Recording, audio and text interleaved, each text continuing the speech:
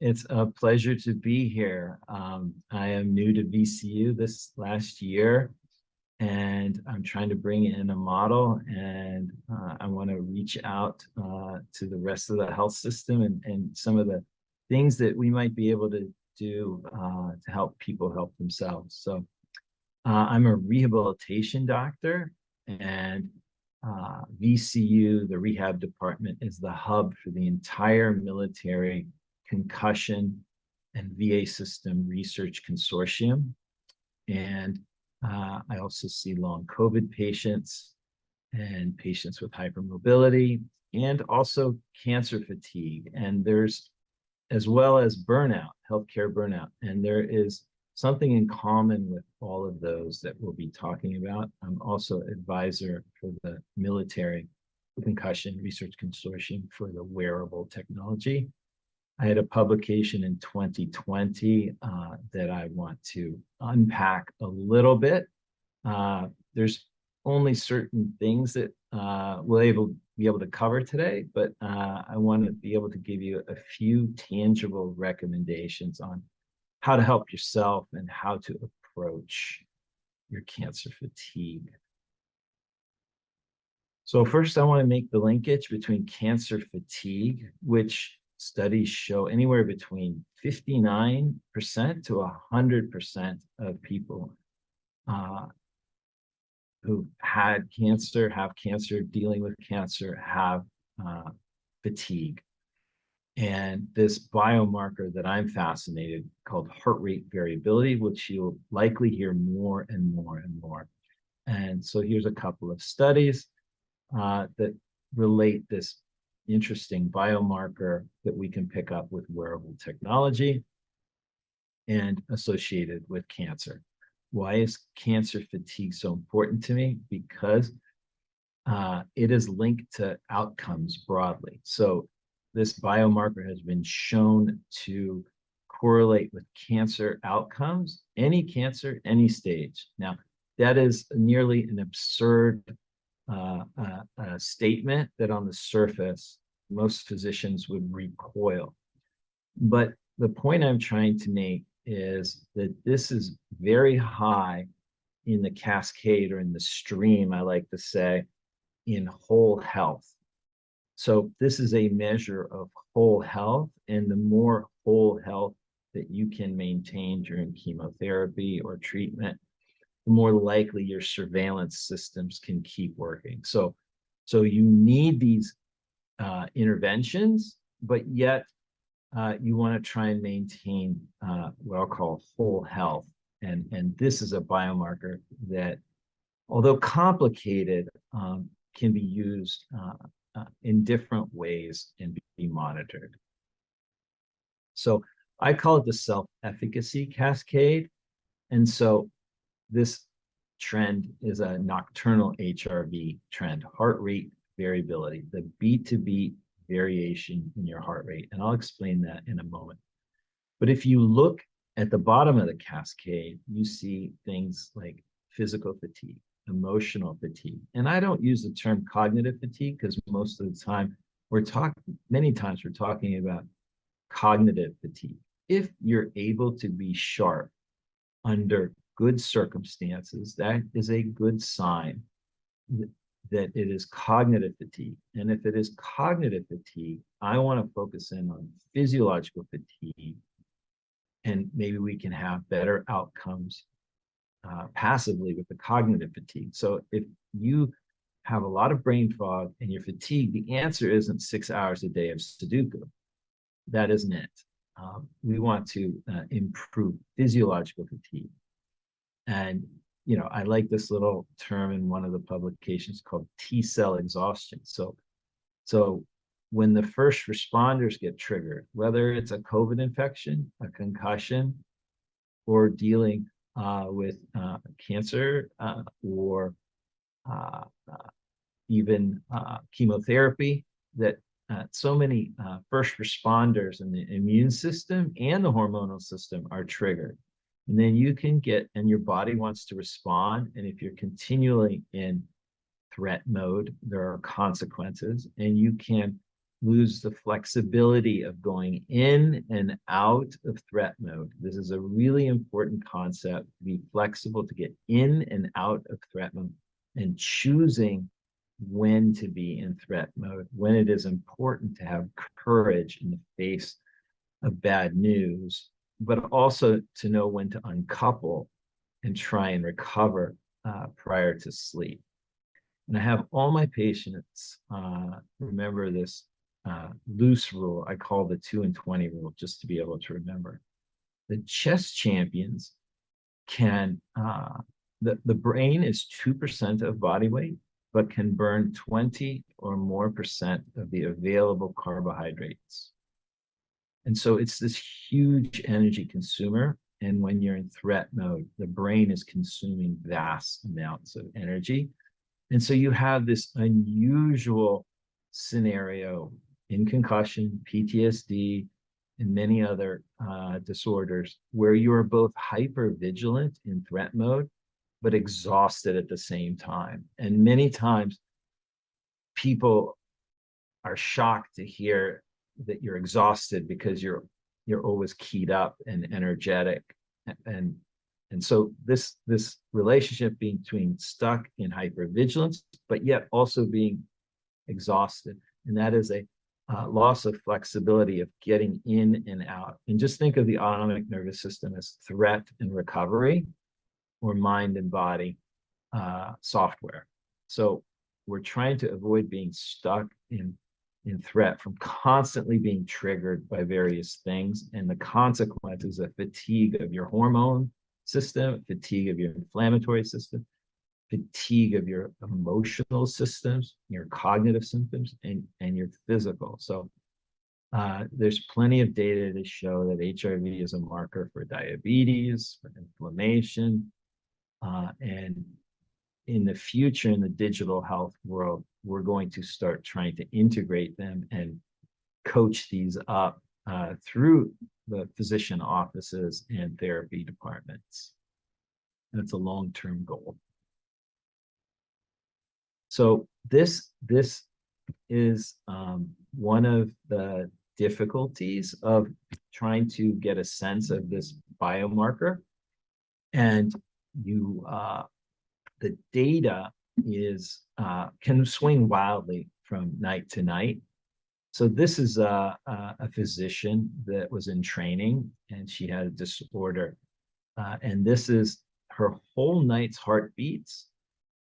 And you come up with an average with each night, and then you plot it for an entire year. So one of the frustrations for clinicians and patients alike is that the data can swing wildly from night to night, and you can see that there are wild swings. But you see if you zoom out or Google scan out and you look at the planet from the 30,000-foot view, you see at the end of her internship, she was wearing this device, and she had to take a gap year and even had 2 surgeries, but was able to improve her nocturnal HRV trends over the year, double them, but again, swinging wildly. And then unfortunately, as she restarted residency, it goes back down again. And then here's another screenshot of where it's been. So this is an external factor, but it can be internal or external factors. But this is just to make the point that there are consequences to internal and external change, and this person will have symptoms and will have problems, and the choices between career and health but at least the data can now help guide us. And one of my colleagues, Dr. Birch, I'll mention a few times today, in the Department of Family Practice, he's an epidemiologist, and he did studies on heart rate variability in third shift nurses at the VA system. And so this will unlock how we heal and repair and recover at night. So what is heart rate variability, right? So if we look at somebody with an average heart rate of 80 at night and somebody at 60, we know the athlete, the more athletic person, is doing the same amount of work at night with less heartbeats. And so we know that they are more resilient. It does not necessarily mean they are emotionally healthy. They can be burned out, they can be angry, but we do know that they are more resilient. So the shortest way to think of it is having a stronger diaphragm makes you more resilient. But how does how do we couple in whole health? If we look at two people with heart rates at night at 60, both average 60, and one varies between 58 and 62, and the other varies between 50 and 70, we know this person is healthier, both physically and emotionally, has more autonomic flexibility. And when people have some sort of insult, a concussion or an infection, cancer, treatments, they can go from this to this and remain stuck and not be able to get back to this. So how you why this is a factor is we have to look at the diaphragm as a secondary pump. So when the diaphragm does these strong and long inhalations and exhalations, it's moving air and blood into the chest and pushing it out, in and out. Speed up the heart rate, slow it down. So what you're doing is you're varying the heart rate with your diaphragm, and with deep breathing, you're actually expanding your HRV real time. So the shortest oversimplified way to explain this is that your diaphragm has forgotten to do what it's supposed to do and help out the heart.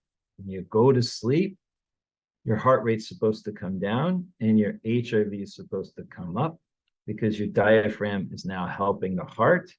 The brain picks up on this shift in physiology and then starts putting out the hormones of repair and recovery and replenishing and to build inflammatory responses in the correct way, to repair collagen, to grow brain from the studying during the day, grow muscle from the working out during the day. So the easy way to remember is larger diaphragmatic excursions at night will improve this. And the next obvious question is, how would we improve that? But here's a lady I just saw recently, and this is from her device, and she is a overtrier. I have many overtriers that are exhausted and have been judged as undertriers. And I do want to give you something to think about. Sometimes people are locked into fighting their cancer. And I would want you to think about it, that I want you to pick and choose your moments to fight cancer, to when to have energetic courage that is calm or flow, and then other times when you recover. So this person with her chronic fatigue, you can see compared to, this is a device mostly with athletes, and I'm using it with people who have multiple medical conditions, and you can see the total sleep and the deep sleep are all quite good. The number of steps per day is good. Burning calories, respiratory rate is good. Heart rate's even low. And then this stands out that she has non-restorative sleep. So she's getting enough sleep, she's getting enough exercise, she's trying to do everything right, and is completely and totally exhausted. And so we're trying to pick and choose. Believe it or not, in this case, I actually had her work out a little bit less, increase the intensity, start tracking her data, and pretty much, as the saying goes, start smelling the roses. And she sent me this note just last week. She's sleeping better. She's lost a little weight. But you see, again, her data swings wildly from night to night. So you can't overthink this. So if you are vulnerable to obsessing over data, you have to be extremely diligent to not overread the data. But you see that there is this gradual trend of her weekly average over a few weeks, and she is noticing improvement by picking and choosing her workouts, as well as taking time to drop down and recover. So she is improving her physiological sleep quality. This is a device with an ECG monitor worn on the chest. The wearable data cannot pick this up very well, but I put this because this makes an important point. You don't want people sprinting through the day, fighting through the day. This is what a healthy day should look like. You should be very parasympathetic, the opposite of threat and recovering with this particular company in green. You should have threat intermittently, right? There are times where you have to put your shoes and socks on and get to work and get the kids to the bus stop. There are those moments, but you should sprinkle in resets. And you should try and get in exercise. So when heart rate goes really up, they'll make this color blue and call it a workout. But this is what a healthy day looks like visually. And people, I think this is an important slide, simply to readjust the way you look at your day as intermittent sprints with intermittent resets. And do you have the flexibility to do this? If I get paged, say 2 or 3 times in the middle of the night, right? Do I have the ability to fall back to sleep is a very important thing. It may not look like much to get 2 calls in the middle of the night, but it can destroy a whole night's sleep. So this is an important way for you to look at what your day looks like.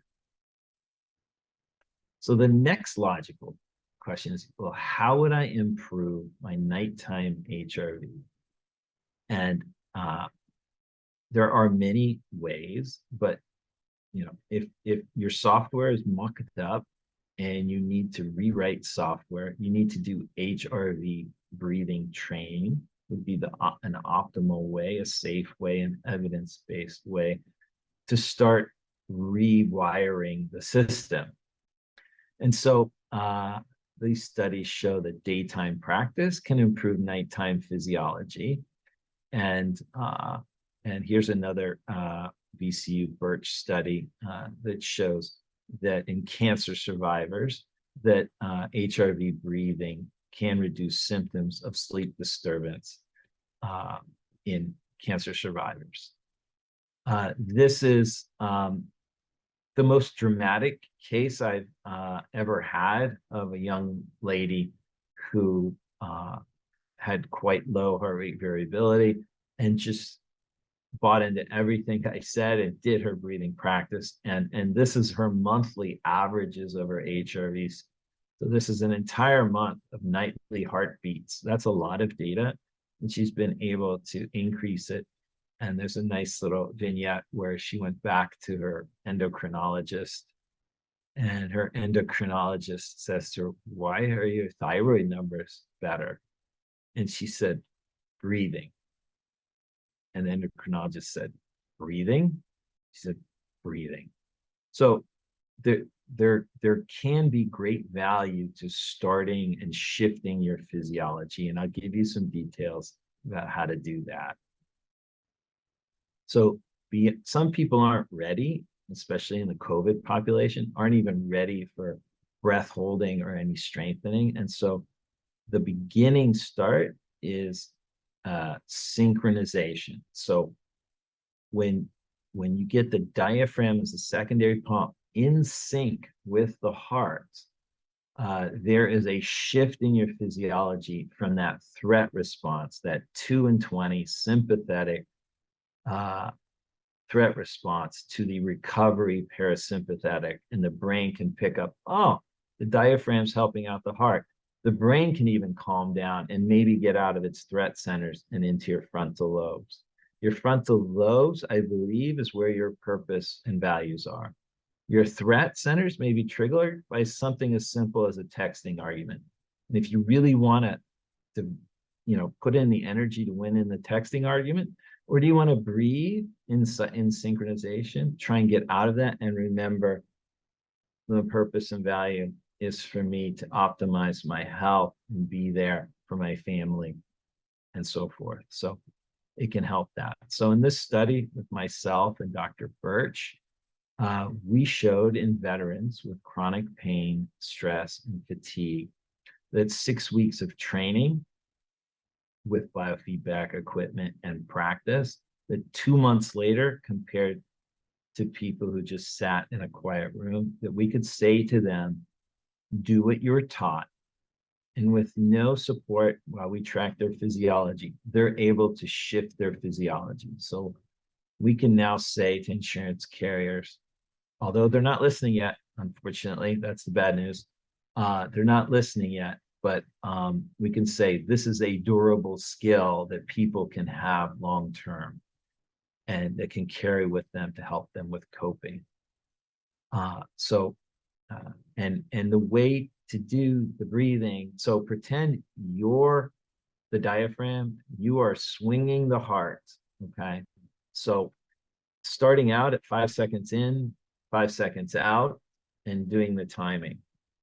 If you're off by a second, or you decide to do breath holds, it's really jolty and it's not synchronized. So we are now prioritizing getting the synchronization and trying to feel it with devices or with your hand or with practice, to learning how to synchronize the diaphragm and the heart just right.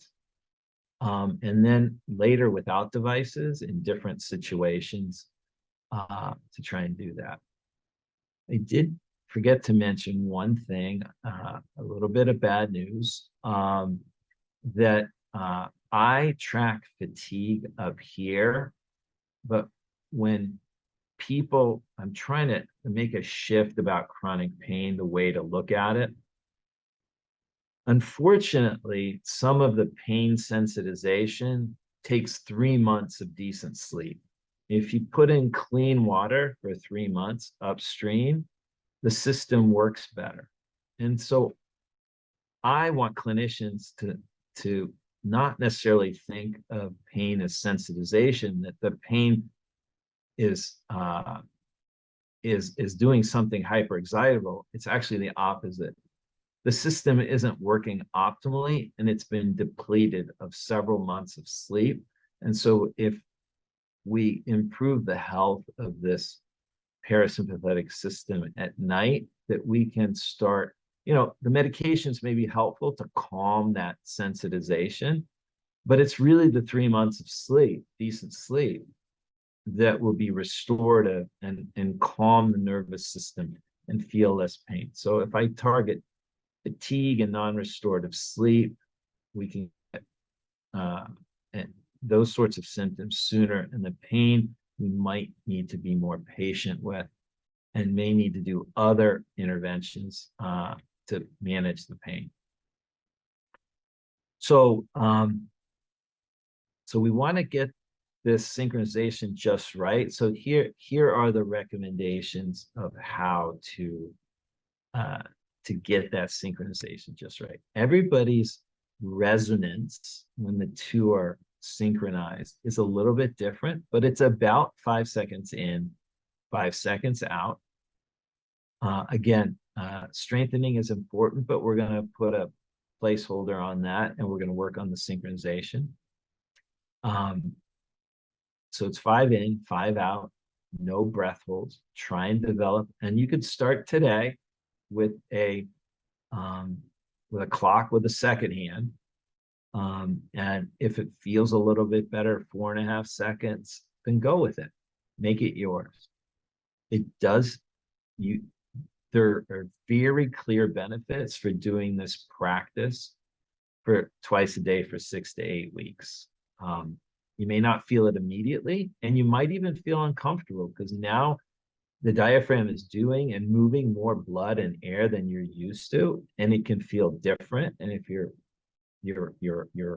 threat response is highly triggered, you may interpret this as change or different, and that could even make you a little more anxious or give you some symptoms. But It is healthy, and it definitely several weeks of practice are uh, it, it, people have significant symptomatic improvement, and you can think of it as a little squirt of transmission fluid, helping you shift gears or getting in and out of threat mode. So 10 minutes twice per day, or whenever you're overthinking in that 2 and 20 rule and you catch yourself, I'm using a lot more energy than I should be in this particular situation. And ideally, it's just before sleep. So your diaphragm is already being coaxed into what it's supposed to do at night. And you can ritualize it. To me, it doesn't matter exactly what type of tea or what type of aroma, but if you have a distinct routine and a distinct aroma or a distinct tea just before you go to sleep, your brain will pick up. It knows you're not going to go back to that political news channel, and you're going to uncouple and recover. It's time to recover and trying to make that shifting. And so you want to learn that skill. So there are heart rate variability biofeedback devices that'll make a little ding or turn a device from red to green when you're making that shift.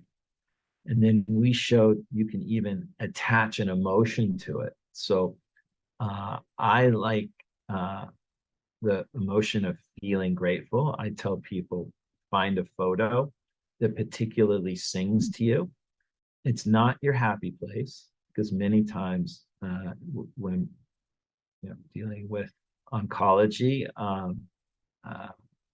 it's hard for me to talk about a happy place. But frequently, we can always find something to be grateful for. So if I'm going to spend the day with a grandchild today, I can try to be fully present. I can change my physiology in the moment to put my nervous system and body in the best possible situation for healing. And I can be grateful for this moment today. So I don't go with happy place. I don't go with relaxation. I don't even go with remembering to be grateful. Something that helps you feel grateful. Some pictures and certain things will help you do that more than others. And if you love crocheting and you love piano playing and somehow you've lost the love, this shifting skill, this breathing skill can help you eventually get off of the device and try and shift your skills with the breathing and the piano, etc., or sewing or pottery or something that helps you uncouple fighting. This is trying to put these two skills together. This is someone I saw recently, and I thought it makes a nice point. She's an accountant. She got progressively fatigued, and she happened to have had this device on and was wearing it. And we looked back at several months, and you see all her accounting deadlines where she has an entire month, her numbers are depressed, but you also see progressive decline over 2 years. So we can learn from this and make decisions. And then she got a second device that she clipped to your ear, and it picks up your heart rate, and you can shift, and you can see at level 1, she did a 10-minute session. She was 96% of the time in green, parasympathetic. This was she was learning how to do it. And so she's probably been like this for a decade. And now for the first time, she's feeling a little, being able to get the right data to be able to shift her physiology. So, with these wristband devices, these Apple Watches, these Oura Rings, Whoop bands, BioStraps, Garmin, Fitbit, just dozens of devices. I have very strict rules on how to stop, value recovery, shift your physiology and your emotion, and then make the decision in the now.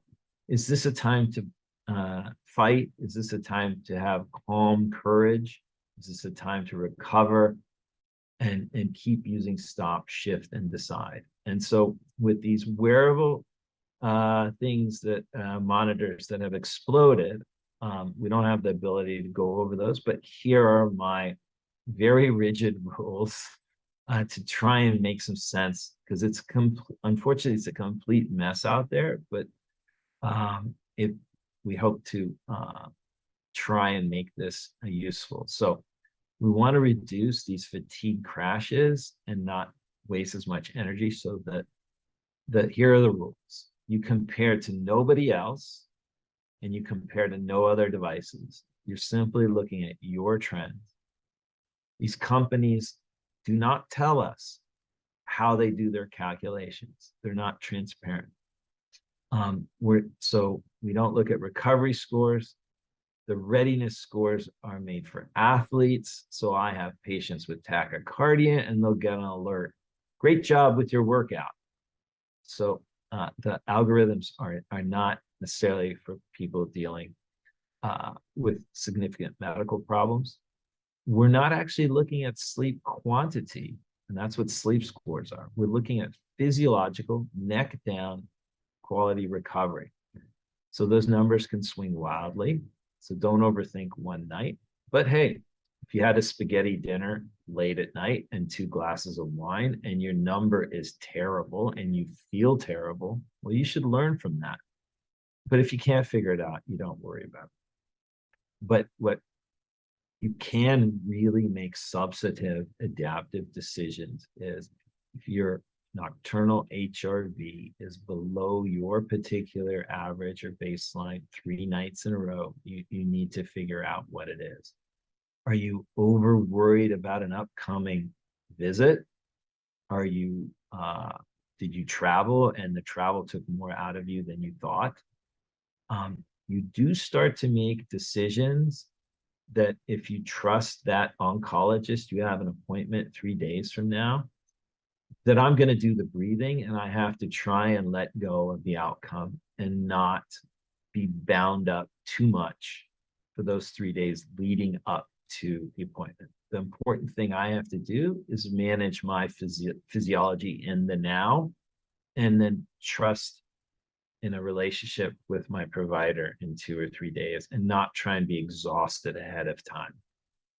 And then you can sprinkle in some exercise, and if you can, and I think the data is starting to show where it doesn't have to be every day. A little more intense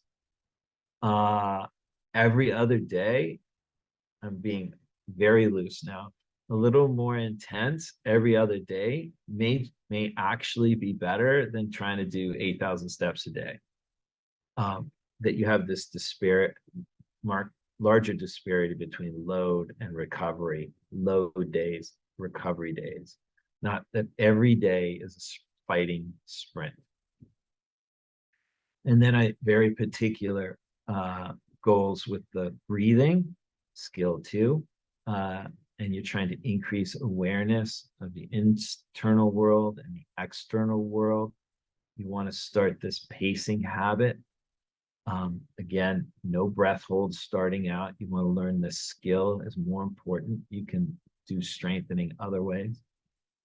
Proper diaphragmatic technique is important. It is belly breathing, not upper chest. If you want to move blood and air through the system, it needs to be with the belly. So you can start out laying down and put a book on your abdomen. If the book is going up and down, that is belly breathing, diaphragmatic breathing. However, when we go to sit upright, many people will start to upper chest breathe. So if you need to see a physical therapist, yoga instructor, speech therapist, musician, it is important that it is diaphragmatic breathing. Develop the habit, 10 minutes twice per day, second time just before sleep. Or when you're overthinking, trashing that 2 and 20 rule, which we all do for various reasons, some important, some not so important, or some important, but you just can't control it. So the example of the 3 days before your office visit. Well, that office visit or that scan is what it is, and the draining yourself won't help. And I know that's easy for me to say, but that's the goal. The goal is to feel grateful today to be with that grandchild and change your physiology and let that scan is what it is. And at least I'm controlling what I can control. You can start to learn to feel the shift. Sometimes people can learn to feel it, their hand over their heart, they can feel it. And then try and make decisions in line with your purpose and values instead of fight, flight, or freeze, right? The whole reason we have the fight, flight, or freeze is so that we keep it simple. If somebody's going to threaten me, I'm going to punch them, I'm going to run, or I'm going to play dead. Let's keep it simple. But we can't be reacting to every text and every data point in that energetic, exhausting response. So I hope there's tangible things. I know many people get frustrated after these talks because they want to start applying with their wearables. But I hope this gives you a few tangible things. The only social media I do is LinkedIn. You're welcome to connect or follow. Hashtag autonomic rehabilitation. I put cases from time to time or good journal articles. So look, we are in the process of trying to build an autonomic incubator to set the standard for the country. There are other new providers at VCU and others that have been here, and we're trying to piece this together with remote monitoring, upload your data, start developing some coaches, and this is what we want to do moving forward. So it's been a pleasure, and I thank you very much, and I hope you find some value in these few minutes. Thank you.